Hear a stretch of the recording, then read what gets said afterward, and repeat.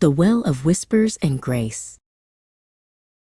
In the village of Olori, where the sun kisses the earth with a golden intensity, two souls were woven together long before they understood the patterns of the loom. Tope and Akin grew up in the shadow of the great baobab trees, their laughter echoing through the tall grass. They shared secrets like precious stones, and as the seasons turned, their childhood friendship ripened into a love as deep as the roots of the forest. They believed their bond was unbreakable, a silent promise whispered in the heat of the afternoon. But between their houses lay a jagged scar upon the earth, a line of stones that marked a bitter boundary. For generations, their fathers, Baba Ifedayo and Baba Olumide, had nursed a feud over a strip of fertile land that sat between their properties. What began as a disagreement over a fence had curdled into a wall of silence and spite. The elders spoke of the land as if it were a battlefield, and the love between their children was seen not as a bridge, but as a betrayal of their ancestors' pride. As the sun set and the village grew quiet, Tope and Akin would meet at the edge of the forbidden clearing. They spoke in hushed tones of a future that seemed as distant as the stars.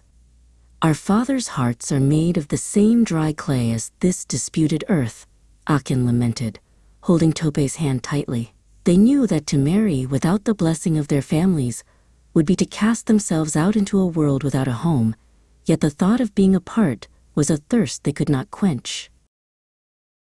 Then came the great thirst. The rains, which usually arrived with the thunderous joy of a festival, simply vanished.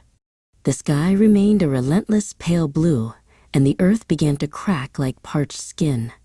The river slowed to a muddy trickle, and the crops, the lifeblood of Olori, began to wither. Tope watched her father, Baba Ifedayo, pace their small plot of land. His shoulders slumped as he looked at the yellowed stalks of corn that were his family's only hope for the winter.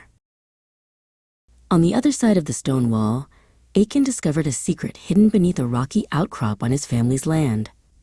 While searching for a lost goat, he found a narrow opening leading to a cool, dark cavern where a hidden spring still bubbled, defying the drought. It was a miracle, a private reservoir of life. His father, Baba Olumide, guarded the secret fiercely, knowing that this water made their land the most valuable in the region, even if it meant watching their neighbors suffer. Akin's heart, however, was not moved by profit or spite.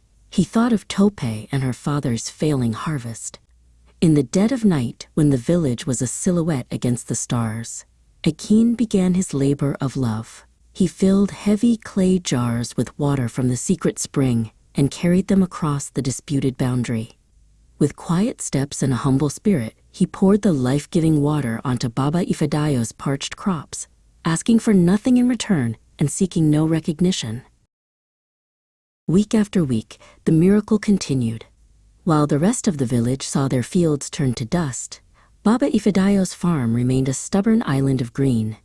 He awoke each morning to find the soil damp and his plants thriving, yet he saw no clouds in the sky. Confusion turned to hope, and hope turned to a quiet humility. He began to wonder if the land itself was crying. One night, Baba Ifedayo stayed awake, hiding behind a grain store.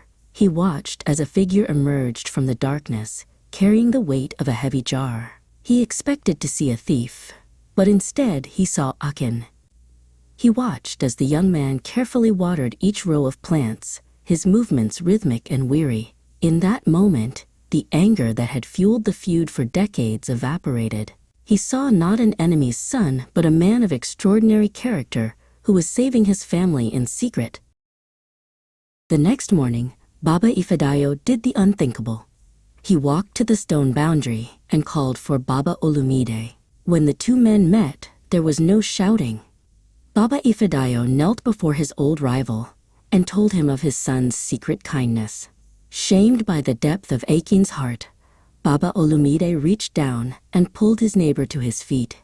Together, they began to dismantle the stone wall, piece by piece, realizing that the land was meant to sustain life, not divide it. When the rains finally returned, They washed away the last traces of the old bitterness. The village of Olori celebrated a wedding that was more than a union of two people. It was the healing of a community. Tope and Akin stood beneath the great baobab tree, where they had first dreamt of a future together.